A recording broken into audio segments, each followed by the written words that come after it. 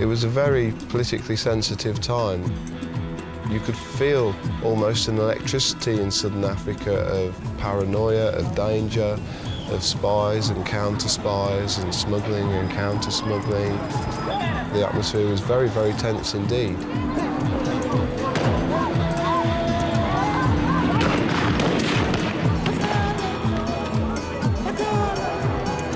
There were many factors that decided the end of apartheid, but I hope and I believe that we were one of those.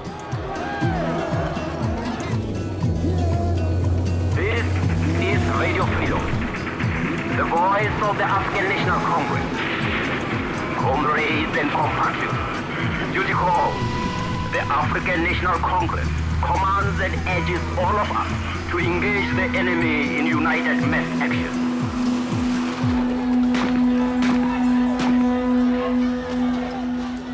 You would need to be very unprincipled not to have taken some stand against the state as it was in the 80s, when it was particularly vicious, treacherous, and altogether murderous, that taking such a strong stand as gun running did seem like the right thing to be doing.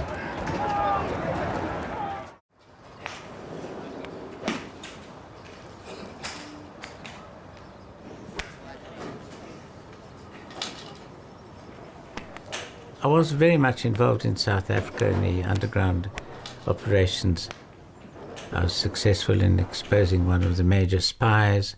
I was successful in underground work, working right under the nose of the police without ever being caught. I first met Joe Slovan long before this project started in Regent's Park, open air, so that it was secure, we couldn't be heard.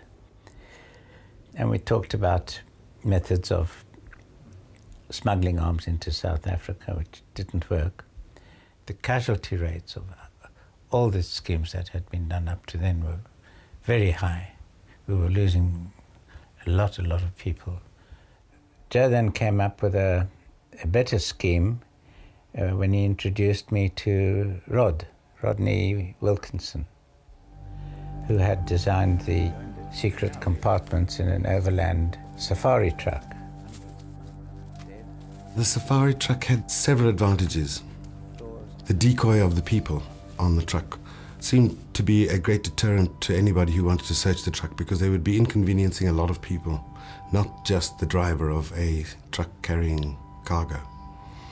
Also, border control searchers don't like looking through people's private stuff. They hate digging through piles of dirty old socks. We then got funding from the ANC. I used to go to the ANC office and collect it in a brown envelope, £50,000 at a time. We ordered the truck from Bedford, brand new truck. The budget was £80,000. It took 6 to 9 months to actually build it and get it ready for shipping to Nairobi. The people on the truck would be facing each other across a narrow passage. The arms were to be situated in long, vertical and slightly slanting compartments about 4 inches wide. You had to pull rods out of the crack in the seat, undo some bolts, and pull the base of the seat out and flap it up. Then undo some self-tapping screws to get the steel sheets that covered the compartments off. And then you would see the boxes of weapons in there. The compartments were designed to take limpet mines, AK-47s, pistols, and thousands of rounds of ammunition. Heavy stuff, heavy to carry. The first thing we had to do was work out where the trip was going to go, who we were appealing to, do the research, and get some publicity together.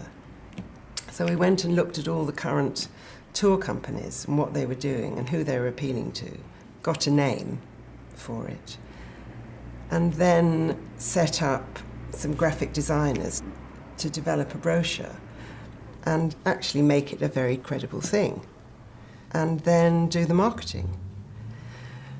Get an office, set up phone lines, just set up a whole company. It was a wonderful feeling, a sense of achievement, even at that stage when we hadn't achieved anything. But I felt that I had done a bit. It felt very good. The project, the thing was on the road. We now needed a driver, which was supplied through the London anti-apartheid movement. I was young and idealistic, I suppose, and I felt like I wanted to do something to make a bit of an impact, make a difference to someone else rather than having a very self-serving career, which is me, me, me. I was 19 when I first landed in Nairobi. I had virtually no experience of driving a vehicle of that size. I'd only just passed my driving test for a car. It seemed like a massive job.